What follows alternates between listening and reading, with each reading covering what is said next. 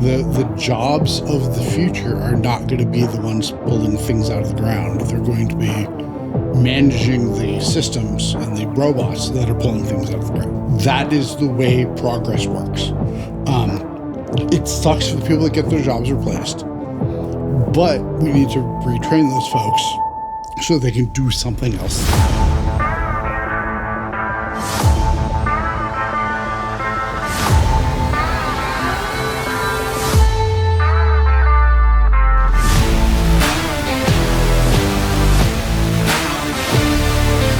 Thank you so much for joining us on the Evolve Your Brand podcast. I'm your host, Ollie Denny, and want to give a huge shout out to Icon Industries. Without their incredible work, none of this happens. Shane ×3, because you love yourself that much. Steven, we named an eel after you so you don't feel alone.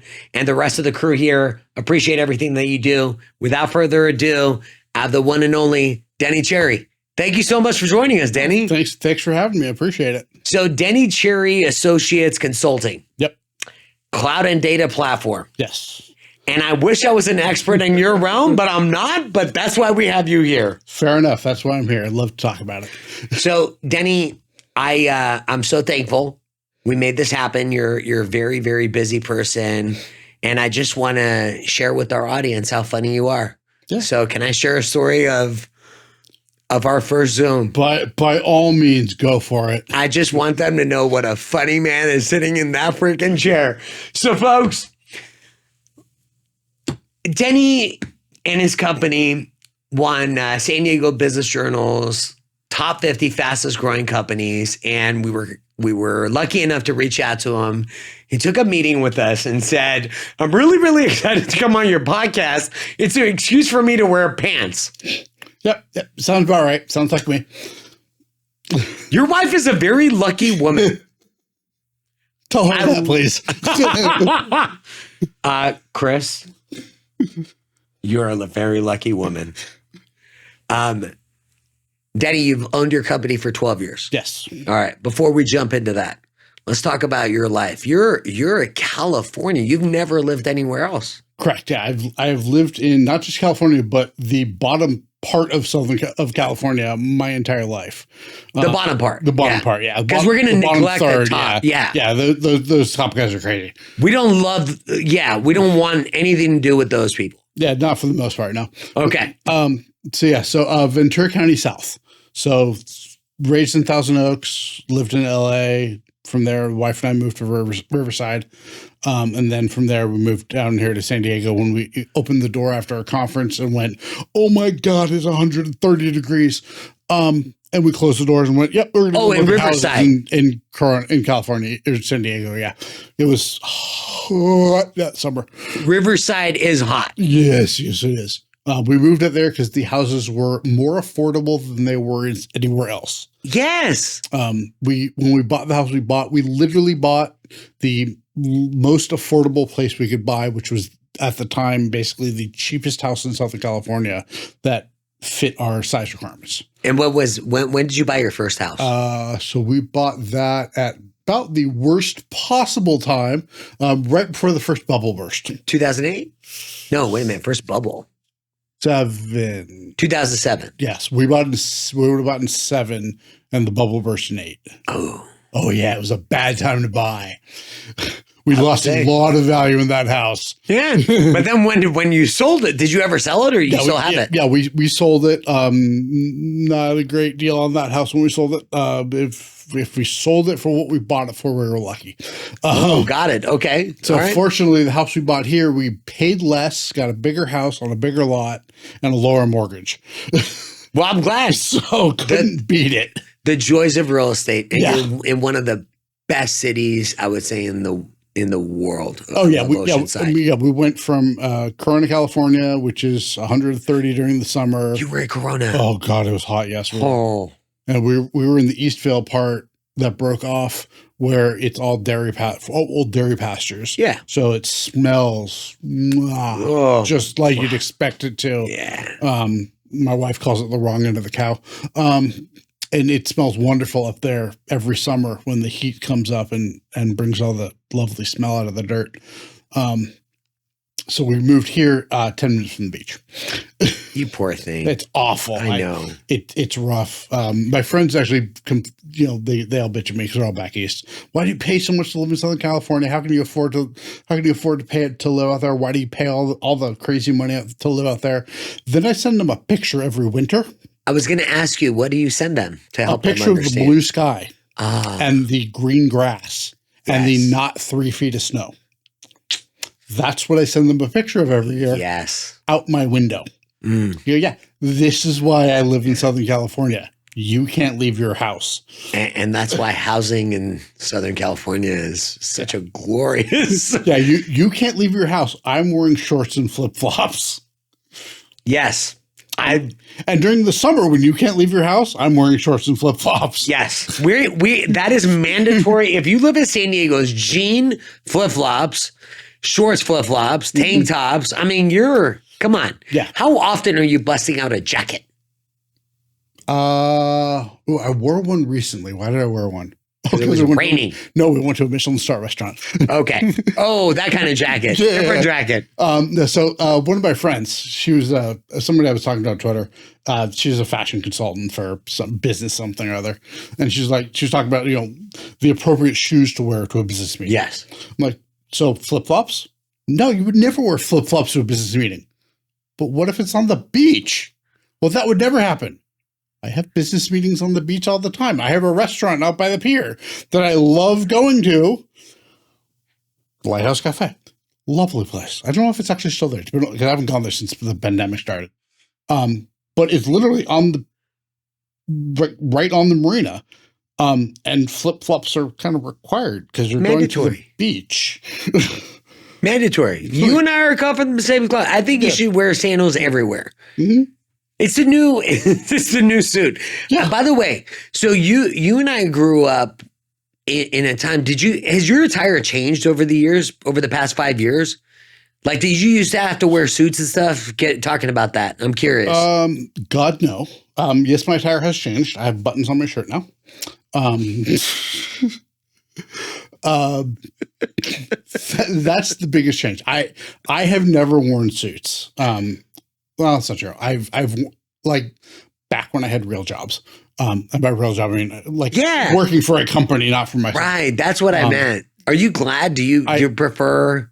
Oh God, I hated working for companies. I much prefer working for myself. I would wear a suit the first day, make a good impression. After that, change the t-shirt because I now no longer cared. I did have the dress code changed at one company that I worked for. I worked for a finance company that did auto loans up in Huntington Beach. And I walked in for my first day, nice suit. Everybody's wearing slacks and dress shirts. Oh, yeah. Because that was company dress code. So I work in IT. Well, I'm like, all right, whatever. I roll in the next day in jeans and a t-shirt. Boss goes, yeah, you can't wear that. Fight me. Yes, I can. Well, somebody from HR is going to come yell at you. So they come up. That's cool. Okay. So they came up. Hi, you got to wear slacks and a dress shirt. Yeah. Like, no, I don't. I work in IT. That's a server room that I go in. I crawl around on the ground. I'm not wearing slacks. I'm not ruining a $200 pair of pants. Well, you were doing it for common sense, not being combative. Got it. Okay. Well, what if investors come in? Do you know in advance when investors come in? Well, yeah, of course we do. Cool. I'll work from home that day. Okay. Next day, everybody's wearing jeans and t-shirts. HR's like, I guess the dress code changed. Oh, you got some rebel. You're like a IT rebel. Well, I mean, I'm not going to crawl around in nice pants. Oh, it makes perfect sense. I'm not ruining nice pants for you if you're not paying for them. Yeah. Yeah. So I get a call from a recruiter saying, hey, we've got this job opportunity we want you to interview for. Cool. Tell me about it. So they tell me about the job. Like, and the only catch is you got to wear a suit and a tie to go work there every day. And I'm like, I'm not going to go work for AAA because I'm not wearing a tie every day. Well, we didn't tell you it was for AAA. They're the only company in Southern California that makes their IT people wear ties every day. I'm not working for AAA. And you knew who it was? Oh, yeah. That is hilarious. Everybody in IT knows if you get a job interview request for a place in Orange County and they want you to wear a tie every day, it's AAA. Because they're the only company that does that. One of my friends also used to work there. But yeah, everybody in IT knows that. And everybody in IT knows if you work there, you're going to have to wear a tie every day because they require everybody to wear a tie. I'm not even in IT, and I think that's ridiculous. Like, Yeah, if it's you're going to absurd. be, it doesn't make any sense whatsoever. No, and to this day, as far as I know, that rule has not changed. Oh, wow. In Yeah. this day and age. So I have a question for you. You were in high school. What did you, you grew up in Thousand Oaks. Mhm. What was your passion? Like, what did you study? What did you do in high school? I was the theater nerd. Okay. So I did lighting for the theater for Oh. all 4 years of high school. Okay. So do you feel like, are you getting some flashbacks right Yeah, now? a little bit, yeah. Yeah, so my starting my sophomore year, I became the lighting director for the theater. And then I was the lighting director sophomore through senior year. Okay. Mostly because the guy that did it the year before me was a senior my freshman year. So he taught me what I needed to know and dropped it all in my lap, and he graduated, so it became my problem. Right. So my freshman year, we broke the lighting system and had to have it replaced. That was a lovely $100,000 expense that nobody had budgeted for. And the school district doesn't keep $100,000 just laying around. Oh, they don't. No. They Back then they didn't, because they have money. They're sitting on money. Yeah, no. Back then they did not. They had to find the money, and bought us a lovely new lighting system. And so I went to Westlake High School, which is a fairly young school as far as high schools go. Okay. The school opened in '78. Most of the schools opened in the 50s. So all the lighting for like the theaters was all manual crap. Well, this was all computer controlled. So that is not a cheap system. So it's the same kind of system that like Michael Jackson would use on his tours, or that's currently on the Eras tour. Same basic kind of electrical system. Okay. And same computer control system. So we would because we rented lighting equipment all the time. And when I would go pick it up from the place, the rental place over in Newbury Park, I would routinely have to wait for the trucks to come in from the studio tours that the stars were doing. So I remember at one point I rented strobe lights, and I got there and they're like, yeah, the truck is late. They called us yesterday and told us the truck was going to be late coming in. So we had them put your stuff in the back. So it'd be the first stuff off. I'm like, oh, what truck is it? Oh, it's Michael Jackson's current tour. Oh, that's the equipment I'm getting? Yeah. That's pretty cool. Yeah. So that's pretty cool. Is that when you fell in love with like? I mean, Dad was always, my dad worked for a computer company. He was an executive for a computer company. Gotcha. So, I mean, I had my first computer when I was like 4. And is that where the passion started? Yeah. That's where everything started. I mean, I was a little computer nerd from the get-go. So, I mean, this would have been 1982. And so he spent a fortune on that computer because it had a 20 megabyte hard drive. Your phone has more space than that. Right. He paid for the memory upgrade to 640K. See all the jokes from Bill Gates saying that 640K was enough. They're about the same age. It had a color monitor, which was huge. Color in 1982. In 1982, 16 color monitor. Because that's all there was. 16 colors. That's it. That was as good as it got. Eventually, I upgraded the video card to a 256 color video card. Big upgrade. Huge. Dad spent a fortune on that machine. But that was my first computer. I mean, and it ran Microsoft DOS, and I figured out how to do stuff. What is it that you appreciate about what you do for a living? Probably the biggest thing I appreciate is the freedom it gives me. How so? The hours can be long because the best time to do IT work is not 2:00 in the afternoon. It's 2:00 in the morning. So there's a lot of late nights, but I have a very understanding boss, and you mean your wife? Yeah. Or you? Me and her. Okay. So my theory with everybody that works for me is always, if you've got to work late because the client needs you to work late, Right. It happens. It's IT. Take the day before off. Take the day after off. Make sure that you're taking enough time off to account for the fact that you're working these extra hours. So I work late all the time. You do. It happens. Okay. It's IT. When you're deploying new software, or you're doing a major change to an environment, the best time to do it is the middle of the night, because the least number of customers and the least number of employees are going to be impacted. The sucky part is I got to work in the middle of the night, but I can just take the next day off. So it's no big deal. The two best days to do major IT service upgrades, July 4th, at least in the US, July 4th, December 25th. Nobody's working Christmas Day. That's July 4th. I would have guessed a different day, but July 4th. Interesting. Nobody expects anything to be working July 4th. Everybody's off. Yeah. It's the biggest holiday in America besides Christmas. That's crazy. And 95% of people are not working Christmas Day. And nobody expects anything to be functional Christmas Day. Yeah. Nobody's doing anything.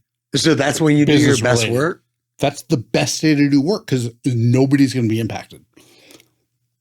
That's great that you make those adjustments to provide the best experience and not let the end user experience any bad.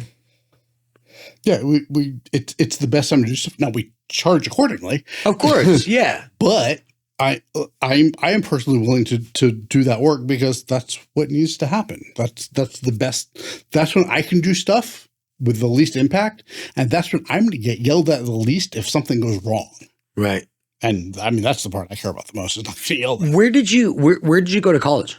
So I did not go to college. You did not? No. So you're self-taught? I'm completely self-taught.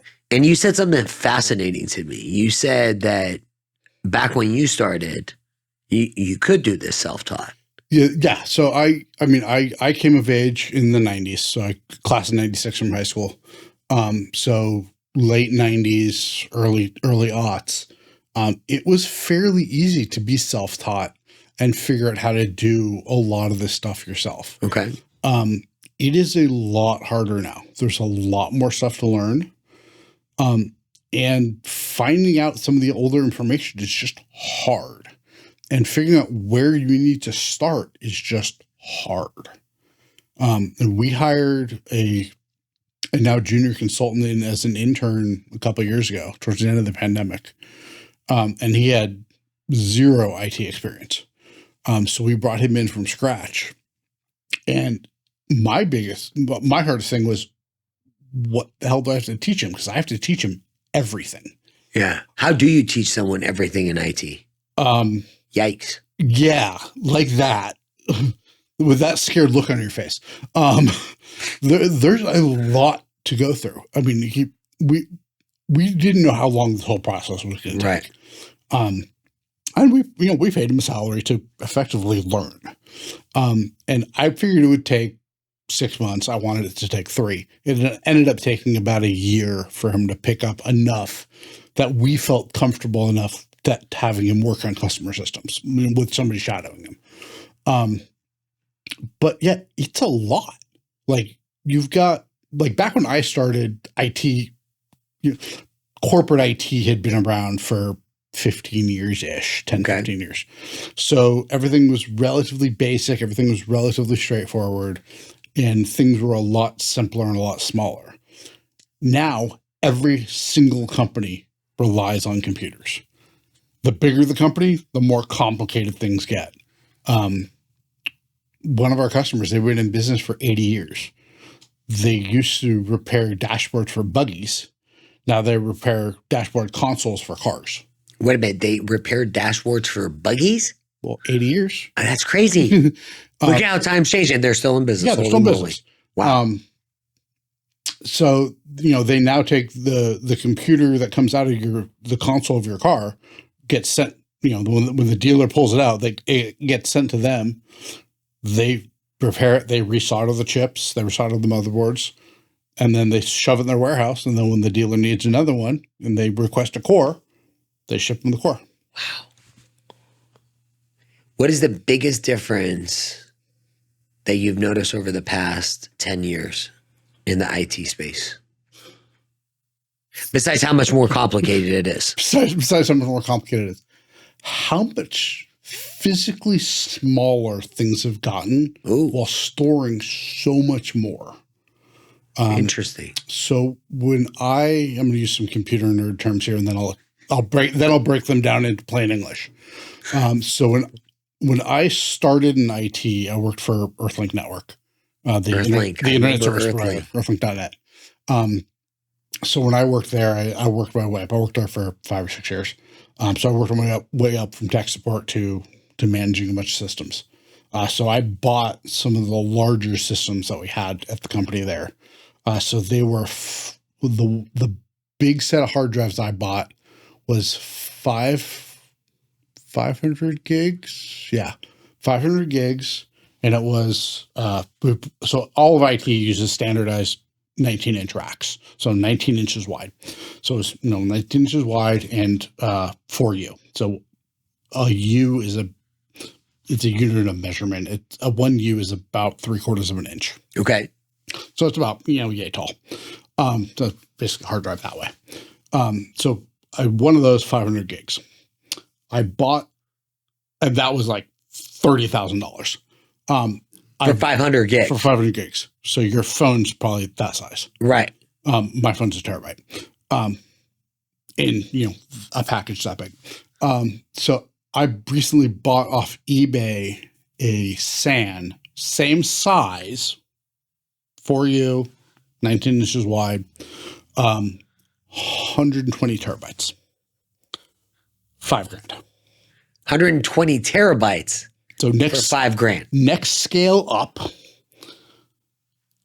for $5,000. And granted, no, keep in mind that's eBay. So retail pricing is a lot higher than that. But I found one of these things on eBay. And yeah, so I mean that's 100 terabytes. So that's how many gigs? 100. 10. God, I haven't do the math in my head. 100 times 1024 is how many gigs it is. So, 1024, 1024, 0, 10, so 102,000 gigs, give or take. And you're spending $30,000 for 500 gigs. Yeah, I spent $30,000 for 500 gigs 23 years ago. Size has gotten smaller. So where are we heading in this? What's your prediction when it comes to 5-10 years? You're in a space, you've owned your company since 2012? Yeah, give or take. Okay. I mean, things are getting faster every 18 months. So I don't know if you've ever heard of this thing called Moore's Law. So basically Moore's Law says that CPUs and computers will get twice as fast every 18 months. Twice as fast every 18 months? And we've kept on pace with that for the last 30, 40 years. No. Oh, yeah. Wow. And every year for the last 5 or 10 years, they've been saying that that's no longer going to be the case. And it still is. We're still making them faster, twice as fast every 18 months.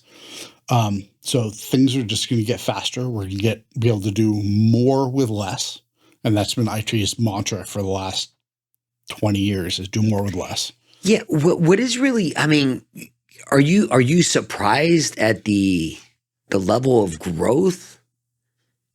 I mean, does it shock you sometimes at how fast things are moving? And it does, but it doesn't. Okay. I mean, it surprises me that it actually happens, but yeah. I sort of expect it to. Interesting. I mean, I've because of when I started working in IT, I mean, I got my first job basically in 98, working for Earthlink. And so things have been evolving a lot in IT over the last 20 years. I mean, when I started, space shuttle program was a big thing. And I now have more computing power in my cell phone than they had to launch the space shuttle. Okay, say that again. You have more software in your phone than they had to launch a space shuttle? My phone that's sitting here on the floor, Yeah. it's turned off because I'm a good guest. So my phone has more computing power than the space shuttle. That's insanity. Don't forget, space shuttle was built in the late 70s. I know. And NASA never upgrades. So this is one of the things you got to remember about things with NASA is anything they send out now, they designed 20 years ago and the specs are based on the stuff 20 years ago. So all the cameras and stuff on things like the Mars rover, well, they look really cool, are ancient. And they make these high-res pictures by just taking lots of pictures. Right. They just stitch them all together, and that's how we get these nice giant pictures of Mars. Those cameras are ancient and take very little power. And that's one of the reasons that they send out that old stuff is because it takes so little power. Oh, gotcha. So you've heard of the moon landing. Yeah. It's not fake. It's real. So there's a lot of content. You're opening up a can, man. Like it's your comment section, not mine. So please drop all the comments you want. When they did the moon landing, they sent a camera. Right. So they told them you only get so much power to run this camera. And they only got some incredibly small number of watts, like single digits. And they're like, you can't run a camera off that. That's why the pictures are so crap. Is because the camera had to be so low powered to work with the power they had because they didn't have batteries. Right. They can just shove some AAAs into it and run the camera. They didn't have a generator with them? Right? Probably no. So they only had so much power because they need to be able to launch that thing off back, and that takes a bunch of power to ignite the boosters.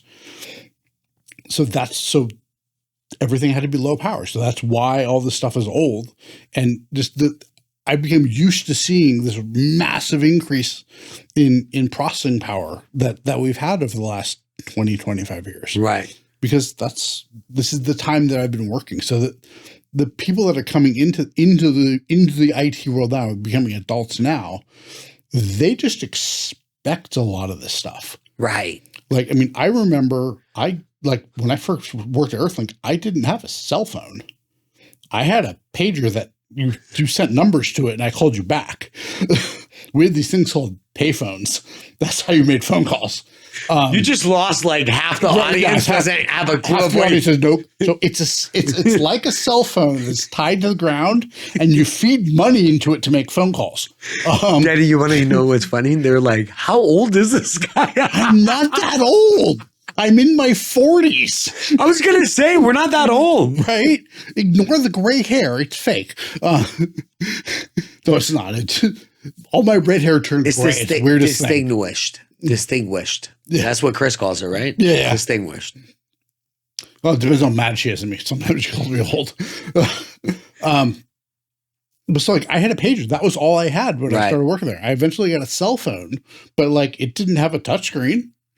It had a little screen that told you what phone number you're calling. And that was it. It had 10 buttons. The hashtag button is older than Twitter, by the way.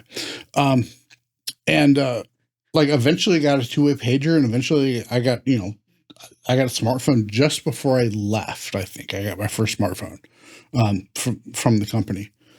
But the fact that we've got a 19-year-old adopted brother of my wife's living in the house, and he's had a smartphone basically his entire life. He expects it to work. Right. He also burns through data like there's no tomorrow. Yes. And the companies know how to make money on data, by the way. Oh, God. Yeah. He's just watching videos all day long. But he has the power of all of human knowledge in his hand. And he just expects that. When the cell phones don't work, he gets confused. Oh, I mean, life as you know it has, everything has ended. Yeah. Has ended. Are you happy with the direction that we're heading with regards to all the progress? Is there things that we should be careful of and be aware of? I mean, we certainly need to be careful and aware of all the AI stuff, the artificial intelligence stuff that's going on right now. Yeah. So elaborate, please. Since you're an expert in your space, what exactly is it that we need to be aware of? AI can make a lot of fake information and fake videos and fake pictures really, really easily. Okay. And with a couple of simple prompts, it can make a whole lot of stuff that looks very believable. Thankfully, it's not great right now with some stuff. Like people only have 5 fingers for the most part. But AI loves to create images with people with 6 fingers. Because it can't handle hands for some reason. It just can't right now. That's the funniest thing to me. It's the weirdest thing. So it's one of the ways you know when things are faked. If people that you know don't have 6 fingers have 6 fingers, then suddenly there's something wrong with AI because we know the AI is generating it. And some of the AI that's out right now is creating some very weird images that don't match what the world looks like. Some of the AI systems will only create images of white people. Some of the platforms will only create images of not white people because they've overcorrected. So I know at one point recently, if you went to one of the systems and said, "Hey, make me an image of the Pope doing X," it would be a black guy. Last I checked, the Pope's not black. Hasn't been. And the fact that he hasn't been is a separate issue.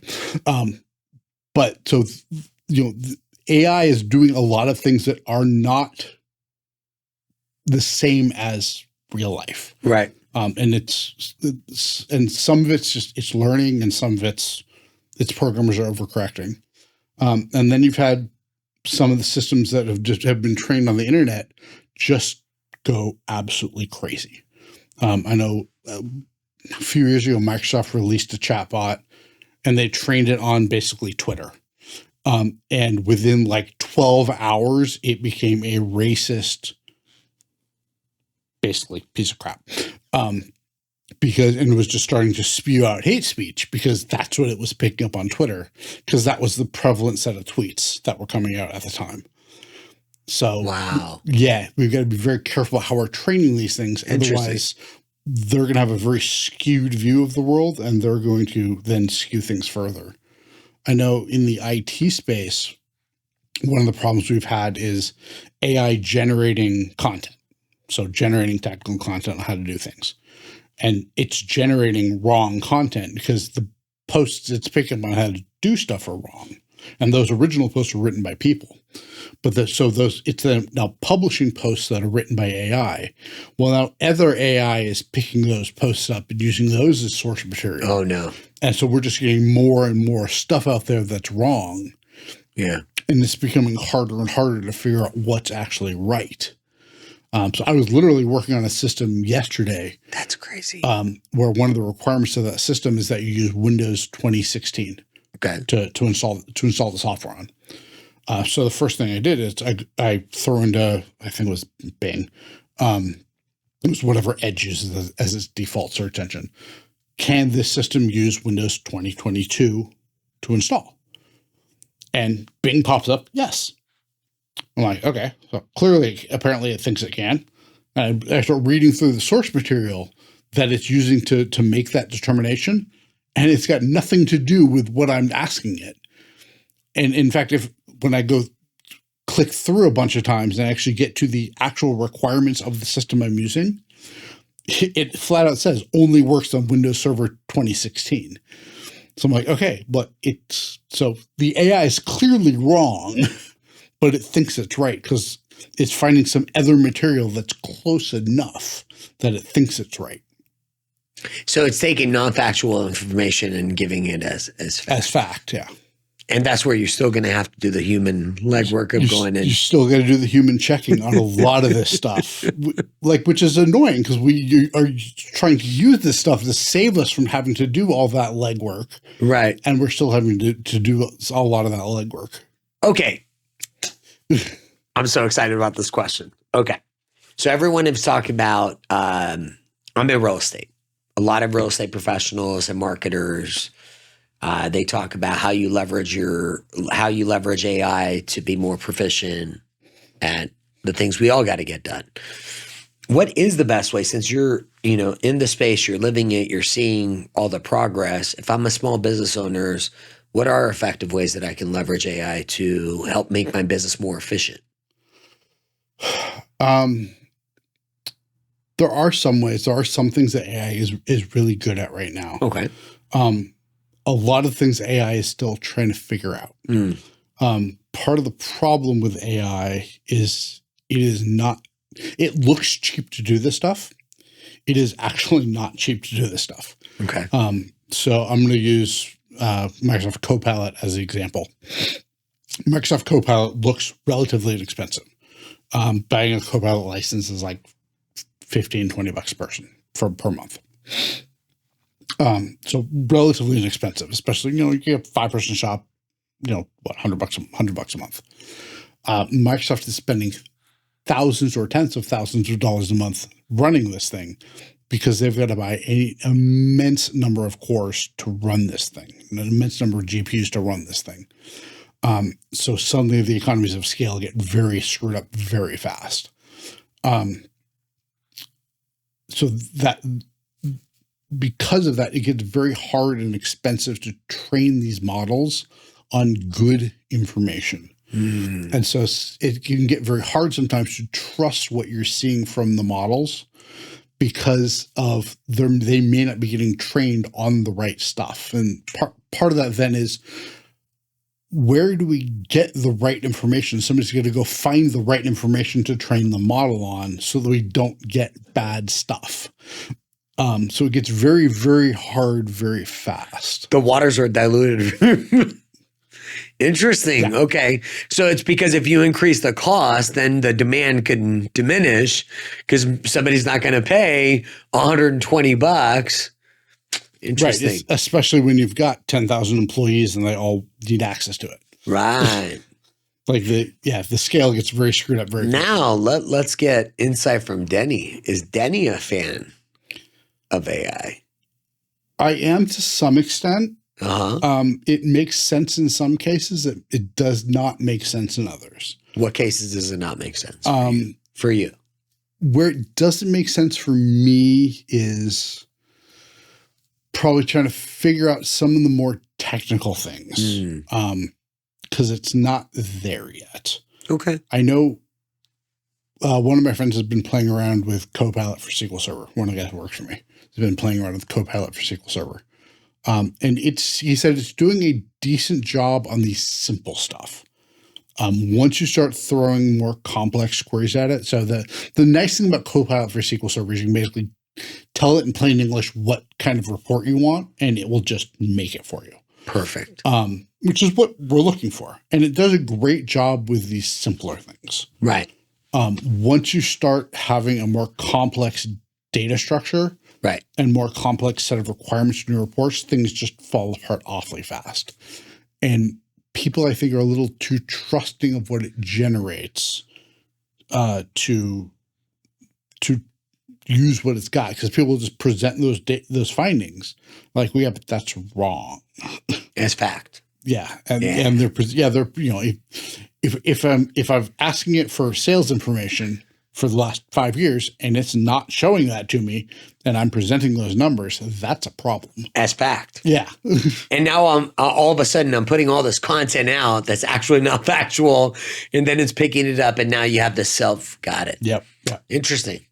I'm glad I asked that question because I was curious. I'm like, for someone that's actually living this every day, what is their opinion of where we're heading? Because everyone talks about and there are I use AI consistently, I would think, is outline and to get a basis to get going as quickly as possible, which, like you said, for the simple stuff, it's great. When you get in, so you're safe. Yeah. You're safe. Denny Cherry Associates Consulting, you guys are good. Yeah. It's great because, like, you hear everyone saying that AI is going to replace so many jobs, and I would say, like, we're at the infancy right now. Yeah, in essence, we are at the infancy of it. There are some jobs that it's going to replace. Of course, that is the way progress works. It sucks for the people that get their jobs replaced, but we need to retrain those folks so they can do something else that's either less likely to get replaced or that's helping manage those systems. Right. The jobs of the future are not going to be the ones pulling things out of the ground. They're going to be managing the systems and the robots that are pulling things out of the ground. Right. That's where the job creation and growth is going to come from. That's where the job growth is going to come from. And if we're not prepared for that, those jobs are going to go to places that the people are prepared for that. Ooh, you're just really? really? So think of places like India, tons of really. Are you smart comfortable people just jumping into that? Because I'm curious.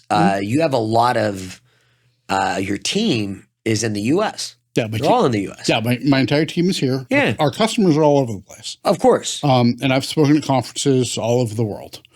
And there are tons and tons of really, really smart folks all over the world. So one of the things that has happened in India is their schooling system is different than ours, obviously. They have this thing called A-levels, which is basically final exams for the U.S. folks. So final exams here, no big deal. You take them, you take your SATs, not a problem.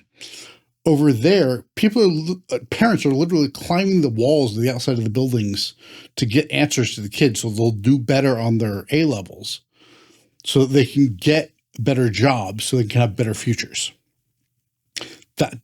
Those folks are extremely desperate to have their kids have a better life. They're going to so there's a reason those people are going to get a lot of these jobs. And so that's going to help them get these jobs and get them into these systems and managing these systems. So if we're not trying to get those jobs here in the U.S., then they're going to go to somebody overseas who wants them more. And how are your feelings about that? I mean, more power to them. I mean, the best people should get those jobs. And if those folks want to study more and study harder than the people over here, then they're going to get those jobs. Do you feel like your industry is one where now you can pretty much recruit from the world? Oh, most definitely. Do you know what I mean? Yeah. Like it just gives you perspective, right? Like your pool isn't just now limited to. Oh yeah, no. The biggest thing stopping us from hiring somebody overseas is international laws. Technicality. Come on, right? Like, setting up a company in another, setting up our company as a foreign entity in another country is hard work. You were telling me how hard it is in the States, let alone going to other countries. Yeah, it's hard to get set up in another country. So that's the biggest stumbling block to hiring somebody in another country is just the paperwork involved. After that, it's easy. Then finding somebody in another country, relatively straightforward. I mean, I can call anyone of a number of friends in another country and go, hey, you want a job? And they'll come work for me. But the problem is the whole other country part. You're a small business owner and you're figuring out, because one of the things I appreciate about what you said was that you help companies of all sizes. It's not just relegated to these well-known names that if you said them, everybody would know who they are. Would you recommend to a company that has less than 50 employees to outsource what they're doing? Like how is it that you're solving problems for businesses currently? Because you spend a lot of time talking about efficiency, which I thought was fantastic. Because when you talk about the numbers, like when you talk about the 5 second versus 1 second, to me, it doesn't seem like that big of a deal. When you explain it, I'm like, whoa, okay, hold on. Yeah. So kind of share what your company does for companies to be more efficient and to give a better experience and grow their revenue. Yeah. So we do a couple of things. So we've got a couple of big buckets. So the first big bucket is taking a company that's on their existing IT infrastructure on-prem, so in their office, in a data center, in a colo somewhere, and moving them up to the cloud. And that could either be literally just picking up from a virtual machine on site and moving to another virtual machine in the cloud, or we can help them through the process of modernizing that and what I like to call cloudifying Cloudifying? that stuff. Basically moving to platform as a service. Right. So where there isn't the worry of managing Windows, managing Linux. All we do is worry about managing the application that's out there. So that's part of that process. So that's kind of that first bucket. And that can help save the company money over time, because hosting servers is not cheap. Yeah. Like, it costs a bunch of money in power, in air conditioning, and just employee time to manage that equipment and have that equipment there. And then the second half of that is performance tuning in databases that we do. So databases are the thing behind all the applications that host the information, that hold the information. So easiest example I have is you go to Amazon, you search for a product or search for something, and it shows you a list of matching products. So all that information is held in databases on the back end. So we make those faster. So the way that we help companies, and the thing that companies care about the most is money, and time is money. Yes. So the example I like to give is, if you're a customer service rep and you're handling customer service calls and you type in the customer's information and click search, and it takes 5 seconds for the app to pop up the customer's information. That's great. But that's a long time. So especially when you start multiplying that out by how many calls they're taking and how many employees you have times the entire year, now suddenly you're at a very large number. So if we say 5 seconds per call, customer takes 40 calls in a day. That's what? 200 seconds. Times however many customer service reps you have, working round the clock. So say we've got 100, keep the math easy. So we've got 100 employees, 200 seconds per employee per day, times 100 employees, that's 20,000 seconds. Now times 365 days in a year. We'll do 300 because we like to keep the math easy. Yeah, so 20,000 seconds times 3, that's 60,000. Add a couple of zeros. So suddenly we're at 30,000, 300,000, 3 million seconds a year. Divide that out by, get it down to a reasonable thing we can work off, which is minutes and hours. So 300,000 divided by 60, we'll call it divided by 100. Again, make the math easy. So that's 30,000 minutes. So divide that into hours. That's a lot of hours. Now multiply that times how much you pay them. Right. Now suddenly that's actual dollars. That's like a lot of dollars. IT folks are expensive. This should not be a shock to anybody. IT folks cost money. But how much is it going to cost to make that query go faster? Right. And if I can fix that one query to knock that down from 5 seconds to half a second, how much money am I going to save the company over the course of 12 months? 100 grand? The 10 grand or 20 grand I cost to fix that one query now is suddenly worth it. Suddenly it's not a big deal. Now on top of that, we have another cost to the company. And I wrote about this in Inc. magazine a few months ago now. If you lose focus on what you're working on, it takes time to get that focus back. You have 2 to 2.5 seconds before the employee or for a person looking at the thing is no longer thinking about the thing. So if the screen takes 5 seconds to pop up, they're no longer thinking about that. They're all thinking about something else, not the task in front of them. It can take up to half an hour to get you back on task. Well, if you've got a 10-minute phone call, that's less than half an hour. They're now not thinking about that. And it's going to be a lot harder for them to get back on task, get back to what they're doing. It's going to be a lot harder and a lot longer of a time for them to solve the customer's problem. They can then take less customer calls throughout the day. Denny, I think that's even more important in this day and time when attention span seems to be getting shorter and shorter. It does.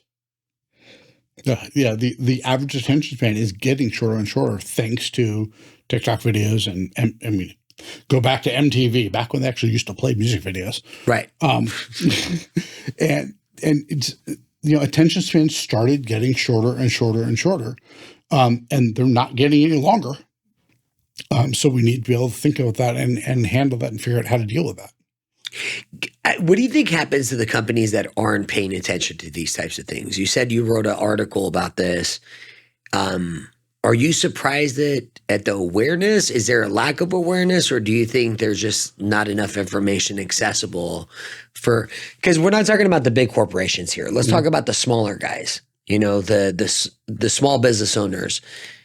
Like, what prevents them from taking these measures to be more competitive in their spaces? Is it mainly the cost, or is it the lack of knowledge? Some of it is upfront cost. Okay. Because again, these are IT systems, and IT folks aren't cheap. Part of it is, at least for a lot of small companies, they don't own the systems. They don't manage the systems. They buy off-the-shelf products. They're using software as a service solutions. So these aren't things that they can fix. Right. So they may need to go to their provider and go, hey, this is taking too long. Make this faster. Hire somebody to make this faster. And then some of it is just lack of exposure to the fact that this is a thing. This isn't typically something business folks worry about. Yeah, and I'm curious, you've been in business for 12 years. Where are you getting your customers now? What is it that you guys do to?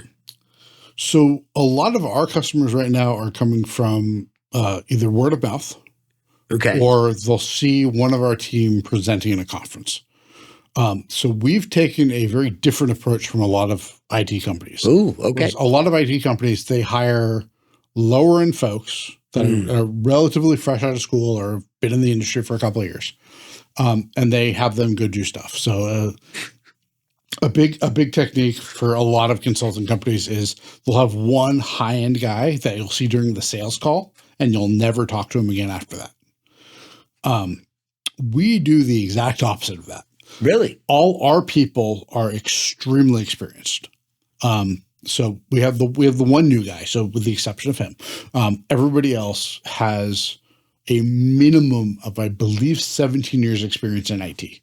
The most recent hire for him, she had 12 years of experience when we hired her.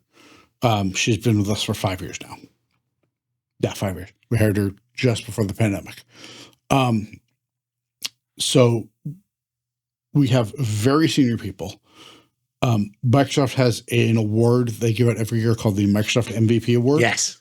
Of our 6 consultants, 5 of us have it. There are about 80 or 90 people in the US that have this award for data platform. And you have 5. We have 5. Of our 5 MVPs, we are awarded in 6 categories. One of our MVPs, me, has been awarded in 2 different categories. I would hope so. So effectively, I'm an MVP in both Microsoft Data Platform and Microsoft Cloud Platform. So both sides of Microsoft. How much do you study in a week, man? Thankfully, I don't study much. I just do a lot of this stuff, and Got it. I have a very good knack for picking this stuff up. Amazing. I have been doing this since I was like 4. This IT thing, the computer thing. This thing over here. This thing thing that I built for 12 years that we're getting MVP awards for. I got my first computer when I was 4. Well, it was my dad's computer, but I played with that a lot. So I've been working with computers basically my entire life. Right. So because I'm able to pick stuff up shockingly quickly. So here's my question for you. You're seeing the newer guys coming up, and not every, I would say, like real estate, for example. Some of the next generation coming up, they look at some of the old school guys and they're like, you're a relic, you're not staying up with the times. That doesn't at all seem like what are you seeing with the next generation coming up? Like, do you think we're headed for a brighter future when it comes to IT, or do you think that it's got to be a mix of both? Because you know how to navigate and problem solve because you've done it for a long time. What are you seeing coming up? Yeah, the good people, the people that are coming to IT today, Yeah. they're all really smart. Okay. And they definitely have a good understanding of what's going on and what they need to do. I think for the most part, we're going to be going in the right direction. Okay. They're going in the right direction. I mean, IT is incredibly large. There is a massive, massive number of things in IT to deal with and to worry about. And so they've got a lot of stuff to deal with on their side, just from what is all this stuff that we have to deal with and learn. I don't envy the new guys coming in. I've been saying this forever now. Interesting. Because they've got so much history they've got to learn and so many things to figure out that folks that have been in the industry have already worked on and figured out. And in IT, we're not all great at sharing what we learned and what we know. Some people in IT hoard the information they learn. They hoard the knowledge that they have. Okay. And I think it's a little bit of, well, if I had to figure it out, you have to figure it out. As opposed to, I figured it out. Hey, look at the cool thing I did. Interesting. This will make everybody's life easier. So everybody should at least be able to look and see what this is.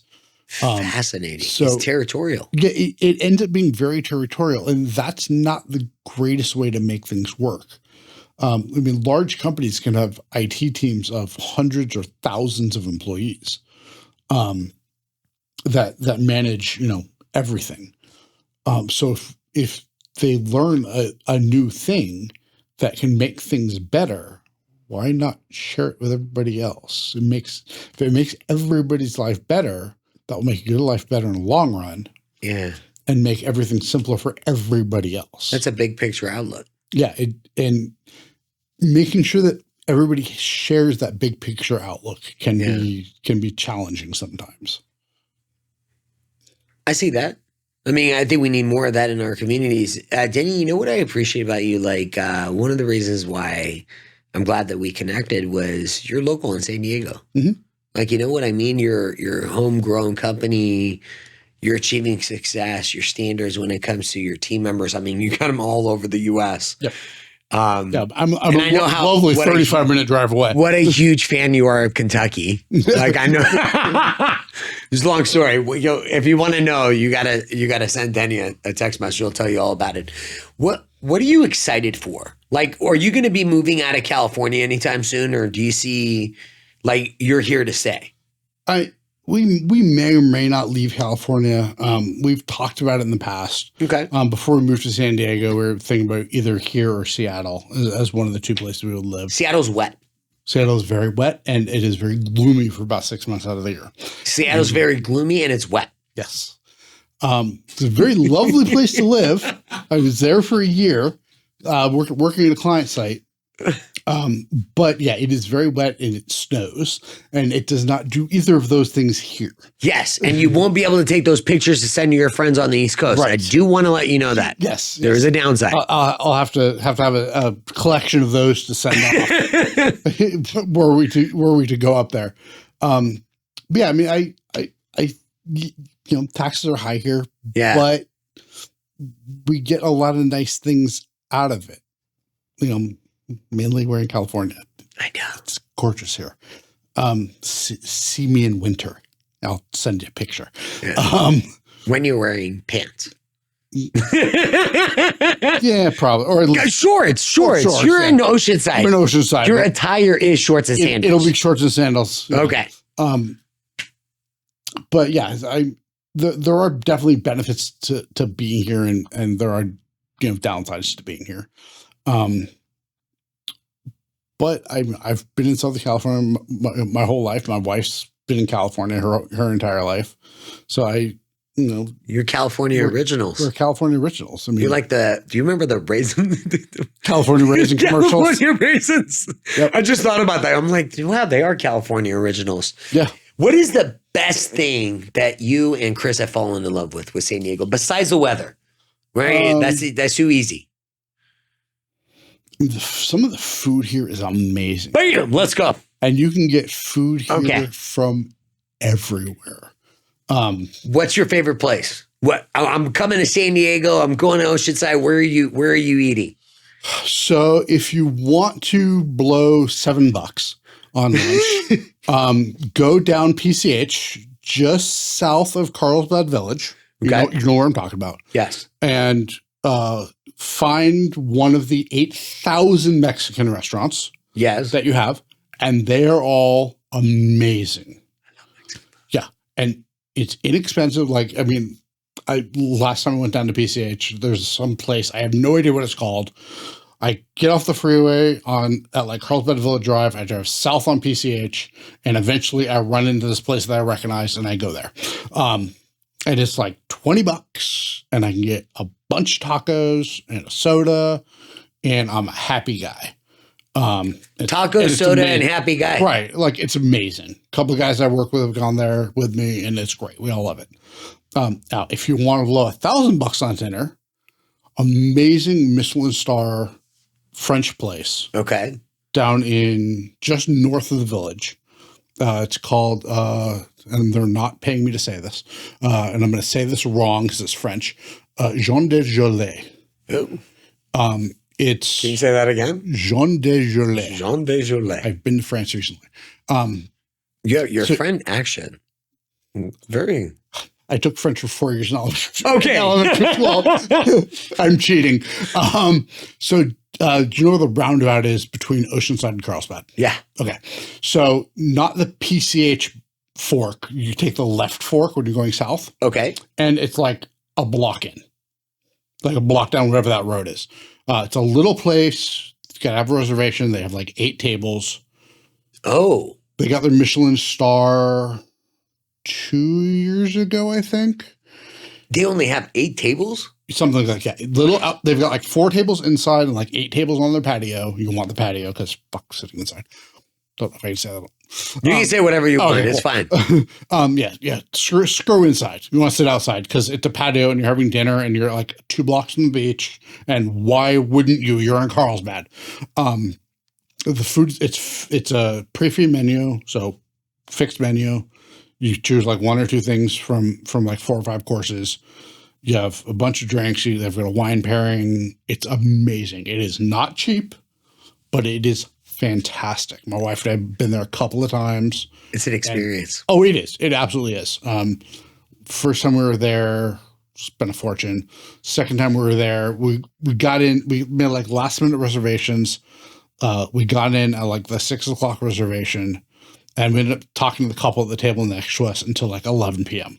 Oh, there you go. One of those spots. Like because they only do like 2 seatings per table. So they had to take the people that were supposed to be at our table and move them somewhere else because we wouldn't shut up and leave.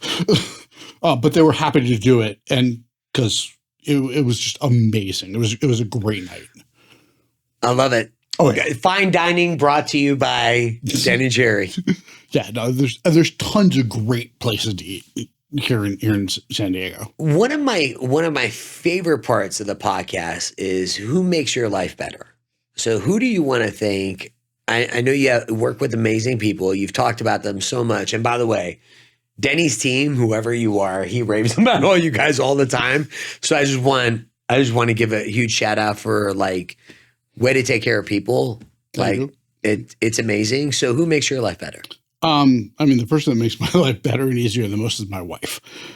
So my wife, Chris, without her and her willingness to support us doing this. I mean, obviously she's co-owner of the company. We've been married for almost 25 years now. Without her willingness to let me try this consulting thing, this would never have happened. I'd still be working a 9 to 5 at a regular company. Because I had regular jobs up till 10 years ago, and we went, okay, let's like working the 9 to 5 sucks. Working for somebody else it's a pain, and I would get bored after about 1.5 years of working in a company, so I would never stay at a company for very long. Other than the company I currently own, the longest I ever spent at a company was like 5 years. Really? And my average was probably 2 years at a company because I'd spend 1.5 years fixing everything that was wrong, spend 6 months being bored, and then go find another job somewhere. You can't leave your own company. Can't leave my own company. And if I get bored, I'll just find something else to do and get paid for it. You can't be bored. I've been, you were so not the typical IT person at all. Like Denny. Besides Chris, anyone else that you want to thank? Just the folks I work with. I mean, my team is amazing. They're all incredibly good at what they do. And they are all some of the best in the business at what they do. One of our folks, Megan, she is the leading expert on accessibility basically in the world. Oh, right on Megan. Like, she brings up stuff that I never thought about. So one of the things, like looking at a report, are you colorblind? No. Okay. Neither am I. So looking at a report, obviously we can see all the colored lines and it all makes perfect sense. Right. Show that somebody who's red, green, colorblind and have them try to figure out what's what when all they're seeing is all the lines are the same color. Suddenly they can't read the report. They have no idea what's going on. Got it. So we were doing a podcast a few years ago with a guy who is red, green, colorblind, and everybody knows it. So she literally asked him, "Hey, read this report. Tell me what it says." He's like, "That's just a bunch of gray lines to me. Yeah. It makes no sense." She's like, "Okay, well, here's a version of it. Now what can you see?" "Oh, well, this line is doing this, and this line is doing this, and this one's doing this," because she changed the icons to being different shapes. Still colorized for the rest of us that could actually see color. But for the people that couldn't see color, they could read it as well and make use of it. So you also have people that are making you better at what you do. Mm-hmm. Oh, absolutely. Holy smokes. Nice. Yeah. So when we did a website redesign 3 or 4 years ago now, and so I made sure that she was part of the project. And part of her requirements was it has to be accessible. Like, one of the things we sell is that we're going to make all your reports accessible. So it would be really bad if you couldn't read our website. That would be a good point. We're going to make everything accessible and you can't read it. So the developers were like, okay, we'll go through it and we'll make sure that that's taken care of. So they went through it and then she tested it with a bunch of testing tools that she has. She goes, "Yeah, you failed every single test. These are all the things you need to change. You may think it's accessible, but it's not." Dose of reality. Yeah. So they're like, "All right, so I guess we're going to have to go back and fix all this stuff because this is not as good as we thought it was and it can't actually be used." So we all need a Shane, a Steven, a Denny, and a Megan in our lives. Done. Fortunately, 2 of those are really easy to get. All you got to do is hire us. That's it, folks. That's all you need to do. Denny Cherry, Associates Consulting. Denny, thank you so much for joining us. We'll put all the contact information. If you're a business owner and Denny has dropped some knowledge, I'm not the expert he is, you'll want to reach out to him. And do you know the beautiful thing is? He lives in lovely San Diego and is local and is helping our world get better. So just want to thank everyone. We are out. We'll see you on our next episode.